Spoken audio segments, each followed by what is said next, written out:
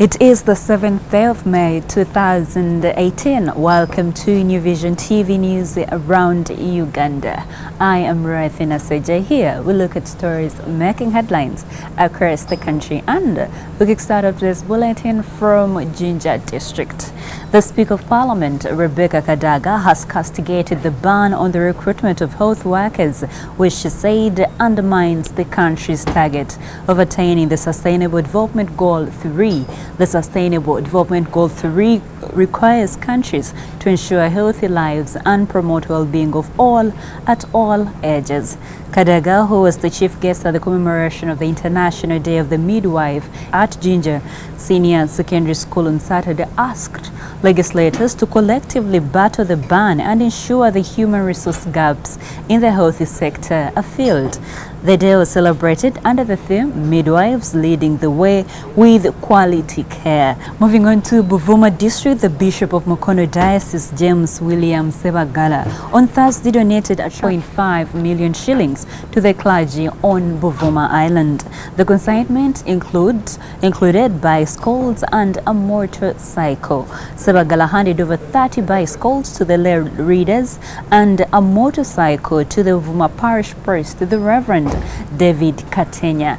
The bishop also handed over solar power equipment to the lay readers. The islands are not connected to the national power grid. SSEBAGGALA said the donation was a resolution from the diocesan synod, which prioritized this year as one for preaching to the people living in BUVUMA Islands. BUVUMA district comprises 52 islands. SSEBAGGALA said though they had purchased 50 bicycles, they later realized that they could not be used on some of the islands. Before we move on to other stories making headlines across the country, let us look at what is making headlines in today's copy of the New Vision. And the headlining story today is accountant killed, wife, kids arrested. Police retrieve body from family latrine. We have those details on page 4 of today's copy of the New Vision. Also in the New Vision, criminal summons for land minister. Another story on the Magara murder. We wanted to kill her father first, says a suspect. We move on to the Lost Children of South Sudan. That is our refugee campaign that Vision Group was undertaking in the month of April. Inside the New Vision, Museveni meets 6 UN Executive Board teams. Bunyoro Kingdom speaks out on Magara murder suspect. First Lady assures Kisoro leaders on Kale Institute.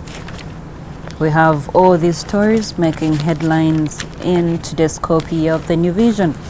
More in the New Vision, building collapses in Buziga, 23 rescued. Okay, those are some of the stories you should read when you buy your copy. West Nile gets refugee vehicles. Okay. Every Monday in your copy of the New Vision, we have the health and beauty pullout. The headlining story today is how to care for a bedridden patient. Yeah, we have the details of the story. More in health and beauty, carers need to be patient with the sick. How we also questions for the doctor. Also in the health and beauty pullout, how can I help my boyfriend? How to solve premature ejaculation? We have the answers from the doctor. Fresh in the New Vision, this is always fresh, and we offer it every Monday and Tuesday. So every Monday we offer the infrastructure pullout, and every Tuesday we offer the oil and the gas journal. So today in the infrastructure pullout, border export districts outline their priorities. That is the headlining story in the infrastructure pullout. Leaders ask for markets, electricity. Can real estate developers overcome financing challenges? Kampala designs new master plan. More stories to grab in the infrastructure pullout. Snip here. The Bride and Groom Expo is coming next month, 22nd to 24th. These are some of the things that you should know when you buy your copy of the New Vision. We move on to, let's go to the sports docket and see what is making headlines there. Messi takes on Onyango. That is an interesting story that we should read from the sports segment. Ginger SS determined to defend title. Cricket Cranes bounce to Division 3. And Russia set what Nigeria needs. Okay, we have all those stories in today's copy of the New Vision. There are more that I have not read out. You can only get to know about them when you buy your copy of the New Vision at only 2,000 shillings. And we are proudly the leading daily. Moving on to other stories making headlines across the country, we go to Bunyangabo district, where the bodies of 2 people who are reported to have drowned in River Rwimi, Bunyangabo district, are still missing since Tuesday last week.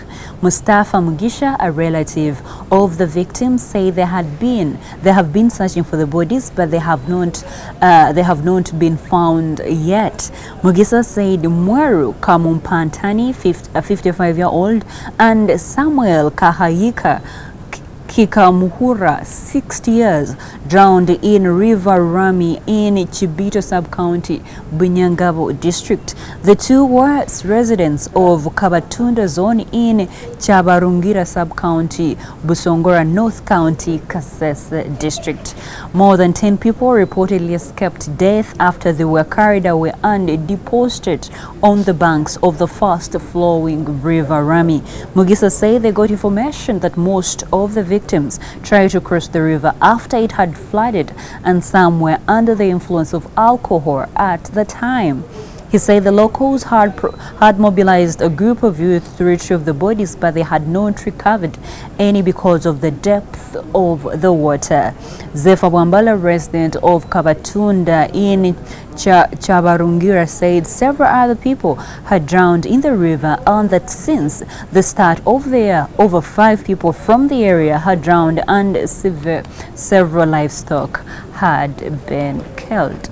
Finally, from Gulu District, Uganda Management Institute has attained international accreditation to roll out a digital diploma in professional marketing.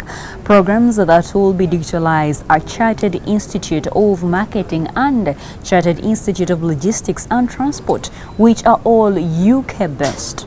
Dr. James L. Inkata, the Director General of Uganda Management Institute, has said the 2 programs were critical areas that promote accountability and reduce corruption, especially in the areas of procurement. Inkata also revealed that by the end of the next financial year, UMI will have become an ISO-certified institute. International Organization for Standardization is the most current and popular standard.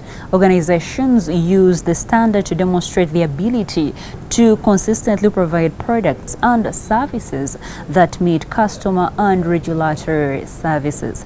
Inkata made the revelation on Friday at the Gulu UMI branch during the 16th graduation ceremony of 197 graduates who received postgraduate diplomas and degrees.